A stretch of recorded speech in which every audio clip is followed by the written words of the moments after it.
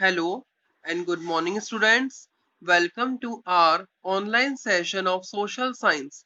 So, students, today we are going to discuss the sixth means last part of the chapter 2, that is constitutional design. Students, let's recall the first what we read in the last part of the video. We read about the path to constitution. We also read about the Constituent Assembly and we saw the making of the Indian Constitution. We also read that in different circumstances, Indian constitution was prepared. So students, let's begin the chapter with its continuation. So students, now we are going to discuss about the topic 2.4, that is guiding values of the Indian constitution. So हमने देखा कि किस तरीके से south Africa का constitution बना, किस तरीके से फिर इंडिया का कॉन्स्टिट्यूशन डिफरेंट सर्कमस्टांसेस में बना. तो अब हम इंडियन कॉन्स्टिट्यूशन की गाइडिंग वैल्यूज के बारे में डिस्कस करेंगे. सो let's begin the topic 2.4, that is guiding values of the Indian constitution. So students, in this book we shall study the exact provisions of the constitution on different subjects. तो इस book में हम constitution के exact provisions की different subjects पे study करेंगे.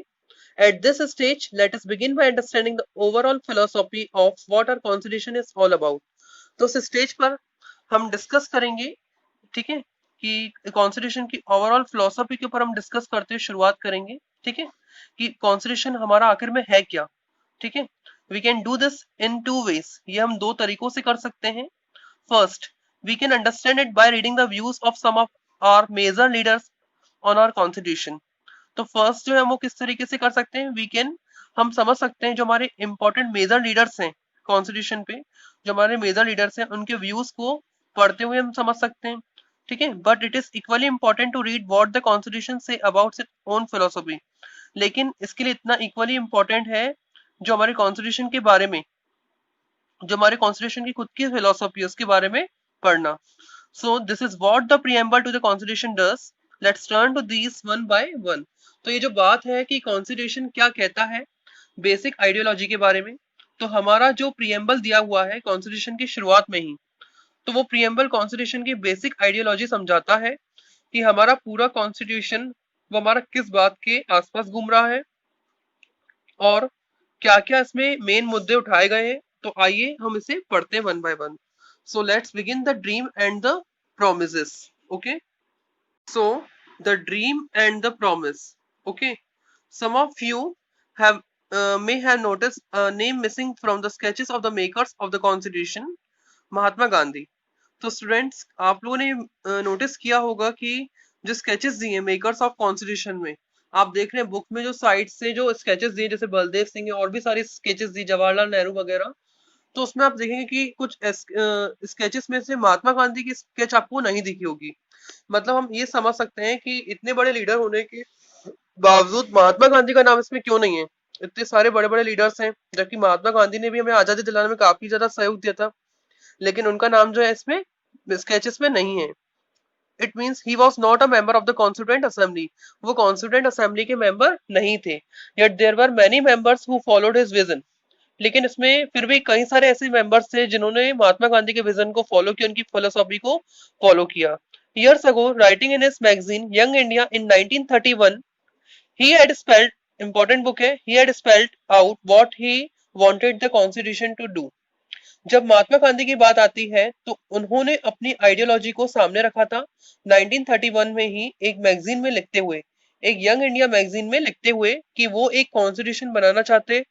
वो अगर कॉन्स्टिट्यूशन देश का हो वो कैसा हो, उसमें कौन कौन सी चीजें हों. सो स्टूडेंट्स, ये महात्मा गांधी का जो लेटर है, महात्मा गांधी ने कुछ बातें कही थी, कुछ वर्ड्स कहे थे, तो उस लेटर में दिए हुए हैं. So generally simply you can read this letter. ठीक है, तो महात्मा गांधी ने एक लेटर लिखा था, इसे आप सिंपली रीड कर सकते हैं. It is just for reading only. Okay, so I just start from here now. This dream of an India that has eliminated inequality was shared by doctor Bhimrao Ambedkar, who played a key role in the making of the constitution. तो जो dream था India का, ठीक है, जिसमें से inequality को eliminate करना था, ठीक है। और इसमें डॉक्टर भीमराव अंबेडकर ने भी इस व्यू को शेयर किया। उनका भी यही व्यू था कि इनइक्वालिटी को एलिमिनेट करना। जो इंडिया के कॉन्स्टिट्यूशन के मेकर थे, सबसे की रोल, सबसे इंपॉर्टेंट रोल को प्ले किया था डॉक्टर भीमराव अंबेडकर ने। But he had a different understanding of how inequality could be removed. लेकिन उनकी जो अंडरस्टैंडिंग थी वो बिल्कुल अलग थी महात्मा गांधी जी से, कि इसे हटाया किस तरीके से जाएगा, कैसे हटाया जाएगा। इस चीज में दोनों के व्यूज अलग थे, महात्मा गांधी के भी और भीमराव अंबेडकर जी के भी। He often bitterly criticise Mahatma Gandhi and his vision. और वो अक्सर महात्मा गांधी के लिए क्रिटिसाइज करते थे, उनके विजन के बारे में क्रिटिसाइज करते थे। तो उन दोनों के व्यूज इस बारे में अलग थे बिल्कुल। In his concluding speech to the Constituent Assembly, he stated his anxiety very clearly. और उनकी जो कंक्लूडिंग स्पीच थी कॉन्स्टिट्यूएंट असेंबली में, जिसमें उन्होंने अपनी चिंता को क्लियरली जाहिर किया था। तो ये डॉक्टर भीमराव अंबेडकर के द्वारा कुछ बातें कही गई हैं। तो ये पैराग्राफ जो है डॉक्टर भीमराव अंबेडकर ने बोला था, ठीक है। उनके कुछ सेंटेंसेस थे जो उन्होंने रीड किए थे। तो ये भी generally it is just for reading only, तो इसे भी आप सिंपली रीड कर सकते हैं कि उन्होंने क्या कहा था। Okay. So finally, let us turn to Jawaharlal Nehru giving his famous speech to the Constituent Assembly at the stroke of midnight on 15 August 1947. तो फाइनली अब हम जवाहरलाल नेहरू पे टर्न करते हैं।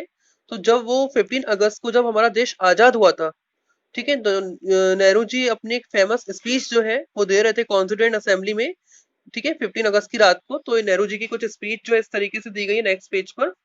तो स्टूडेंट्स, ये नेहरू जी की स्पीच है, ठीक है। It is just for reading, यहाँ से क्वेश्चंस नहीं आते। स्पीचेस हो गया या पैराग्राफ्स जो बोले गए हैं, क्वेश्चंस नहीं आते, लेकिन ये स्पीच आप रीड कर सकते हैं। It is just for reading. तो ये आप इस रीडिंग के लिए स्पीच रख सकते हैं। तो ये आपका होमवर्क रहेगा कि आपको जो स्पीचेस है, जो लेटर्स है, वो आपको रीडिंग में रीड करना है। Okay, so you have to read this speech compulsorily. Okay students, तो आप ये रीड कर सकते हैं। ओके, तो we will move further now. Now philosophy of the constitution. तो अब हम रीड करेंगे कॉन्स्टिट्यूशन की philosophy. Okay, so values that inspired and guided the freedom struggle and were in turn nurtured by it, form the foundation for India's democracy. These values are embedded in the preamble of the Indian Constitution. They guide all the articles of the Indian Constitution. तो देखिए, जो values हैं, तो जो values तो जिन्होंने एक तरीके से फ्रीडम स्ट्रगल को इंस्पायर किया था, फ्रीडम स्ट्रगल को गाइड करने में मदद किया था, फ्रीडम स्ट्रगल को गाइड करने में मदद किया था, ठीक है। फ्रीडम स्ट्रगल द्वारा ही एक तरीके से फॉर्म हुआ था, और एक तरीके से इन्हीं वैल्यूज ने इंडिया की डेमोक्रेसी सिस्टम को उसका फाउंडेशन देने में भी मदद किया था। तो ये जो वैल्यूज हैं, ये जो आइडियोलॉजीज हैं, इनको प्रीएम्बल में ही इंक्लूडेड कर दिया गया है। तो देखिए, प्रीएम्बल जनरली यूज किस लिए किया जाता है। तो देखिए, प्रीएम्बल जनरली ओवरऑल आइडिया देने के लिए कॉन्स्टिट्यूशन में यूज किया जाता है, कि हमारा जो बेसिक कॉन्स्टिट्यूशन का जो आइडियोलॉजी है या फिर विजन है, या हमारा फिर कंट्री है, वो कैसा होगा, इसी के लिए प्रीएम्बल को यूज किया जाता है। और इसी के अनुसार जितने भी आर्टिकल्स आपके कॉन्स्टिट्यूशन में दिए गए हैं, उनको एक तरीके से उनका मीनिंग निकाला जाता है। The Constitution begins with a short statement of its basic values. This is called the preamble to the Constitution. तो जो Constitution है, वो basic values के शॉर्ट स्टेटमेंट के साथ शुरू होता है। जो कॉन्स्टिट्यूशन है वो शॉर्ट स्टेटमेंट्स के साथ, उसकी बेसिक वैल्यूज के शॉर्ट स्टेटमेंट के साथ शुरू होता है, ठीक है, जिसे हम उस कॉन्स्टिट्यूशन के प्रीएम्बल बोलते हैं। मींस कुछ लाइंस रहती है स्टार्टिंग में, जिसे हम प्रीएम्बल बोलते हैं। Taking inspiration from American model, most countries in the contemporary world have chosen to begin their constitution with a preamble. तो सबसे पहले जो प्रीएम्बल की शुरुआत है वो कौन सी कंट्री से हुई थी, यूएसए से, मींस अमेरिका से हुई थी। तो सबसे पहले उन्होंने इसका ऑप्शन दिया था, प्रीएम्बल को इंट्रोड्यूस किया था। उसके बाद काफी सारी कंट्रीज ने भी अपने कॉन्स्टिट्यूशन में प्रीएम्बल की शुरुआत की, ठीक है। हम इंडिया के कॉन्स्टिट्यूशन में भी प्रीएम्बल को देखते हैं। तो ये आपको नीचे अमेरिका का प्रीएम्बल इस तरीके से दिया गया है, ठीक है। तो आप इसे जनरली रीड कर सकते हैं। इट्स नॉट वेरी इंपॉर्टेंट, बस it's for reading only. Okay, so you can read this. Okay, तो प्रीएम्बल से ही कॉन्स्टिट्यूशन की जो है वो शुरुआत होती है कंट्रीज में। Okay, so let us read the preamble of our Indian Constitution very carefully and understand the meaning of each of its keywords. तो चलिए इंडियन कॉन्स्टिट्यूशन को रीड करते हैं केयरफुली और उसके सारे मीनिंग्स जो कीवर्ड्स दिए उसमें जो यूज किए गए कीवर्ड्स उनको प्रॉपरली समझते हैं। The preamble of the constitution reads like a poem on democracy. जो प्रियम्बल होती है कॉन्स्टिट्यूशन की, उसको जिस तरीके से डेमोक्रेसी पे एक पोयम होती है उसको रीड करते हैं, उसी तरीके से हम प्रियम्बल को देखते हैं, प्रियम्बल को रीड करते हैं। तो प्रियम्बल क्या है, देखिए कि एक तरीके से डेमोक्रेसी पर कोई पोयम हो। It contains the philosophy on which the entire constitution has been built. इसमें वो सारी फिलोसॉफीज कंटेन रहती है, वो होती हैं जिसमें पूरा जो कॉन्स्टिट्यूशन है वो बनाया गया है। It provides a standard to examine and evaluate any law and action of the government.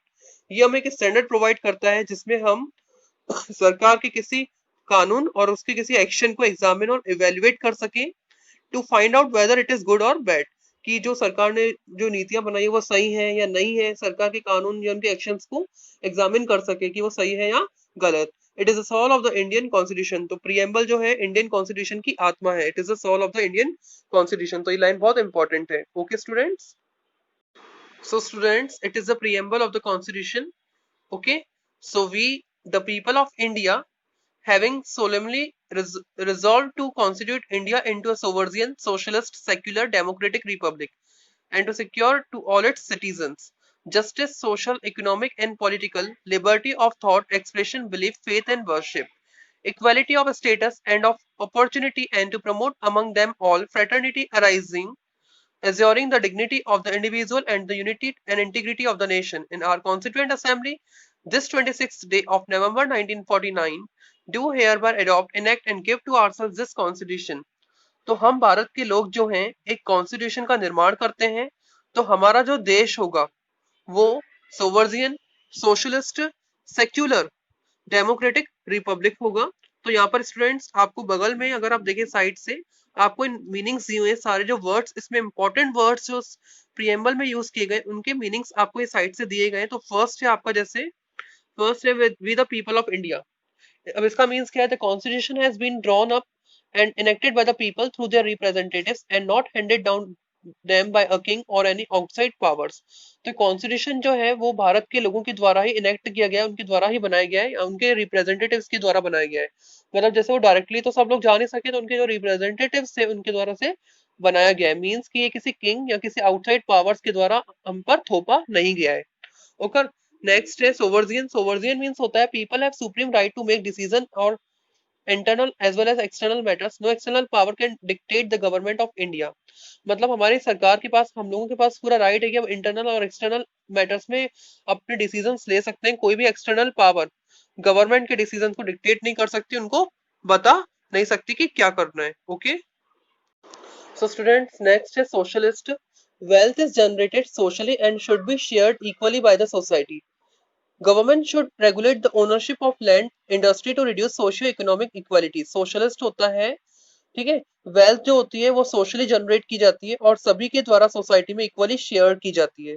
Government को, गवर्नमेंट जो है उनको लैंड की ओनरशिप रेगुलेट करनी चाहिए, ठीक है, और इंडस्ट्रीज को ये, और industries to reduce socio economic equalities, और इंडस्ट्रीज को सोशियो इकोनॉमिक इक्वालिटीज को रिड्यूस करना चाहिए। मतलब सभी लोग कैसे हो, समाज में समान हो, इक्वल हो, ठीक है, तो सभी के बीच में जो मनी वगैरह का जो डिस्ट्रीब्यूशन है वो इक्वली शेयर किए जाए। नेक्स्ट है सेक्युलर, ठीक है, citizens have complete freedom to follow any religion but there is no official religion. Government treats all religious beliefs and practices with equal respect. Citizens को ये पूरी फ्रीडम है, कंप्लीट फ्रीडम है कि वो किसी भी रिलीजन को फॉलो करें, या और सरकार की कोई भी ऑफिशियल रिलीजन नहीं होगा, ठीक है। गवर्नमेंट जो है सारे रिलीजियस बिलीफ, सारे प्रैक्टिसेस को इक्वल रिस्पेक्ट के साथ ट्रीट करती है। मतलब सरकार के लिए सारे रिलीजन सेम है, तो वो किसी के एक स्पेशल रिलीजन को लेकर आगे नहीं चल सकती। उनके लिए सारे रिलीजियस बिलीफ, सारी प्रैक्टिसेस इक्वल हैं, सभी की इक्वलिटी है सब, ठीक है। मतलब सारे रिलीजियस रिलीजन जो है वो सरकार की नजर में एक जैसे हैं। नेक्स्ट है democratic, a form of government where people enjoy equal political rights, elect their rulers, and hold them accountable. The government is run according to some basic rules. तो गवर्नमेंट का एक ऐसा फॉर्म जहां पर पीपल जो लोग हैं वो इक्वल पॉलिटिकल राइट्स को एंजॉय करते हैं, अपने रूलर्स को इलेक्ट करते हैं और सरकार उनके लिए अकाउंटेबल होती है, और गवर्नमेंट जो है कुछ बेसिक रूल्स के अकॉर्डिंग रन करती है, ठीक है। अब नेक्स्ट है हमारा, तो नेक्स्ट हम रीड करेंगे रिपब्लिक। अब रिपब्लिक क्या होता है, the head, the head of the state is an elected person, not a hereditary position। जो हेड होता है स्टेट का वो एक इलेक्टेड पर्सन होता है, कोई हेरिडेटरी से नहीं आता, मींस किंग वगैरह नहीं होते, वो एक इलेक्टेड पर्सन रहता है। नेक्स्ट है जस्टिस, इलेक्शन के थ्रू होता है। Justice, citizens can not be discriminated on the grounds of caste, religion, gender. Social inequalities have to be reduced. Government should work for the welfare of all, especially of the disadvantaged group. जो citizens हैं उनके बीच में cast, religion, gender के basis पर किसी भी तरह का भेदभाव नहीं किया जा सकता है। सोशल इनइक्वालिटीज को खत्म कर दिया गया है, बिल्कुल समाप्त कर दिया गया है, रिड्यूस कर दिया गया है। गवर्नमेंट जो है वो सभी लोगों के वेलफेयर के लिए, कल्याण के लिए काम करती है, स्पेशली उन लोगों के लिए काम करती है जिन लोगों तक किसी भी तरह का लाभ नहीं पहुंचा है, जो सारे प्रॉफिट से वंचित हैं, जो डिसएडवांटेजेस ग्रुप है उनको ऊपर उठाने की कोशिश की जाती है। सो स्टूडेंट्स, नेक्स्ट है liberty. So there are no unreasonable restrictions on the citizens in what they think, how they wish to express their thoughts, and the way they wish to follow up their thoughts in action. So liberty means क्या होता है कि जो सरकार है किसी भी citizens के ऊपर अनरीजनेबल तरीके से रिस्ट्रिक्शंस नहीं लगा सकती है, ठीक है, बिना कोई स्पेसिफिक रीजन के रिस्ट्रिक्शंस नहीं लगा सकती कि वो क्या सोचते हैं, अपने थॉट्स को कैसे एक्सप्रेस करते हैं, और वो क्या अपने क्या काम करने की सोचते हैं। तो किसी भी तरह का रिस्ट्रिक्शन जो गवर्नमेंट नहीं लगा सकती है बिना किसी स्पेसिफिक रीजन के। नेक्स्ट है इक्वालिटी। इक्वालिटी मीन्स होता है समानता। All are equal before the law. The traditional social inequalities have to be ended. The government should ensure equal opportunities for all. तो सभी लोग जो है वो कानून के समक्ष समान है। जो ट्रेडिशनल सोशल इनइक्वालिटीज इनको खत्म किया जा चुका है जो पहले से चल रही थी। गवर्नमेंट जो है वो सभी के लिए इक्वल अपॉर्चुनिटी के लिए काम करती है, सभी को इक्वल अपॉर्चुनिटीज जो है वो सुनिश्चित करवाती है। All are equal before the law. Next है fraternity. Fraternity, all of us should behave as if we are the members of same family. No one should treat a fellow citizen as inferior. तो हम लोग जो है इस तरीके से behave करें कि मतलब हम लोग एक ही फैमिली के एक मेंबर से, मतलब we are in one family. जो भी हम लोग देश में रहते हैं वो हम एक फैमिली के लोग हैं, ठीक है। तो किसी को भी हम इंफीरियर नहीं समझ सकते, we are one, we are in one family. तो हम किसी को भी इंफीरियर ऐसा फेलो सिटीजन को इंफीरियर जो है वो हम नहीं समझना चाहिए। हम लोग सब एक ही फैमिली के मेंबर हैं और हम लोग इक्वल हैं और भाई बहन की तरह रहते हैं, ठीक है। तो ये हमारा fraternity, we all are equal, ठीक है। तो हम किसी को भी ऐसे इंफीरियर नहीं समझ सकते हैं और हम लोग जो है एक फैमिली के मेंबर कहलाए जाएंगे। तो ये है हमारा प्रीएम्बल ऑफ कॉन्स्टिट्यूशन। तो स्टूडेंट्स आप जनरली इसको भी रीड कर सकते हो, it is only for the reading purpose. तो मैंने आपको सारे वर्ड्स जो इसमें प्रीएम्बल में यूज किए गए, मैंने आपको सारे वर्ड्स एक्सप्लेन कर दिए। So generally you can read now. Okay, now the topic is institutional design. So let's read. A constitution is not merely a statement of values and philosophy. तो constitution केवल एक statement of values या philosophy नहीं है. As we noted above, a constitution is mainly about embodying these values into institutional arrangement. Much of the document called Constitution of India is about these arrangements. तो constitution क्या है? तो constitution एक तरीका है, एक सिस्टम है जिसमें कि हम इन सभी वैल्यूज को एक इंस्टीट्यूशनल फॉर्म देते हैं, इंस्टीट्यूशनल अरेंजमेंट देते हैं जिनको हम फिजिकल वर्ल्ड में रियली में अप्लाई कर सकें। तो ज्यादातर जो डॉक्यूमेंट है कॉन्स्टिट्यूशन ऑफ इंडिया का वो इन अरेंजमेंट्स को बढ़ाने में, ठीक है, इन अरेंजमेंट्स को लागू करने में यूज किया जाता है। Okay, it is a very long and detailed document. ये लॉन्ग और बहुत डिटेल्ड डॉक्यूमेंट है, therefore it needs to be amended quite regularly to keep it update. तो इसको इसमें अमेंडमेंट्स की जरूरत होती है ताकि इसको अपडेट किया जा सके। तो अपडेट करते रहना पड़ता है, इसको टाइम टू टाइम इसमें चेंजेस करने पड़ते हैं। Okay, so those who crafted the Indian constitution felt that it has to be in accordance with the people's aspiration and changes in society. They did not see it as a sacred, static and unalterable law. So they made provisions to incorporate changes from time to time. These changes are called institutional changes. और जिन लोगों ने constitution का निर्माण किया उन्होंने यह देखा कि जो कॉन्स्टिट्यूशन होना चाहिए वो लोगों की एस्पिरेशन के हिसाब से होना चाहिए और सोसाइटी में जो चेंजेस हो रहे हैं उनके हिसाब से होना चाहिए। उन्होंने कॉन्स्टिट्यूशन को सेक्रेट, स्टैटिक और अनअल्टरेबल लॉ के रूप में नहीं देखा। मतलब उन्होंने ऐसा नहीं देखा कि आप इस कानून को चेंज नहीं कर सकते, आप कॉन्स्टिट्यूशन को चेंज कर सकते हो, इसको आप टाइम टू टाइम अमेंड कर सकते हो, समय के अनुसार इसमें कुछ चेंजेस जो है वो कर सकते हैं, ठीक है। तो टाइम टू टाइम इसमें कुछ चेंजेस जो है वो कर सकते हैं, लेकिन इन चेंजेस के लिए, इन बदलावों के लिए कुछ स्पेसिफिक प्रोविजंस करने पड़ते हैं, ठीक है। कुछ ऐसे स्पेसिफिक प्रोविजन जो है वो करने पड़ते हैं। तो ऐसे प्रोविजन जो है वो ऐसे प्रोविजन इसमें बनाए गए हैं जिससे जो टाइम टू टाइम चेंजेस की जा सके। तो ये चेंजेस जो होते हैं इसे हम कॉन्स्टिट्यूशनल अमेंडमेंट बोलते हैं। अमेंडमेंट मीन्स क्या होता है? कॉन्स्टिट्यूशन अमेंडमेंट होता है कॉन्स्टिट्यूशन में किसी भी तरह का जो चेंज किया जाता है उसे बोलते हैं constitution amendment. The Constitution describes the institutional arrangements in a very legal language. तो Constitution जो है वो institutional arrangement, Constitution जो है वो institutional arrangement को बहुत legal language में describe करता है। Means legal language जैसे कोर्ट की language होती है उस language में describe करता है। If you read the Constitution for the first time, it can be quite difficult to understand. और अगर आप जरूरत है अगर आप इसको Constitution को first time read करते हो तो आपके लिए बहुत difficult होगा समझना। Yet the basic institutional design is not very difficult to understand. ठीक है, लेकिन ये फिर भी जो बेसिक इंस्टीट्यूशनल डिजाइन होती है वो ज्यादा डिफिकल्ट नहीं होती है समझने के लिए। Like any constitution, the Indian constitution laid down a procedure for choosing person to govern the country. It defines who will have now much power to take which decision and it decisions. Okay. तो कि किस तरीके से लोग चुनकर आएंगे सरकार चलाने के लिए, किसके पास कितना पावर होगा और वो कौन कौन से फैसले ले सकता है। तो ये बहुत आसान टर्म्स में समझाता है। ठीक है,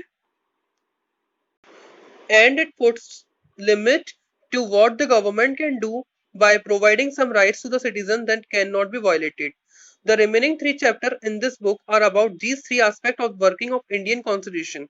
सो स्टूडेंट तो एक तरीके से वो लिमिट में रखता है कि सरकार क्या कर सकती है और सरकार क्या नहीं कर सकती, ताकि वो जो सिटीजन्स के राइट्स हैं जो एक तरीके से वायलेट ना हो। तो आगे के जो 3 चैप्टर्स हैं उनमें आपको यह देखने को मिलेगा कि ये चीजें किस तरीके से लागू होती है और किस तरीके से ये जो वायलेशन है सिटीजन्स के राइट्स के उनको होने से रोका जाता है। ओके, तो आगे चैप्टर्स में हम देख सकते हैं।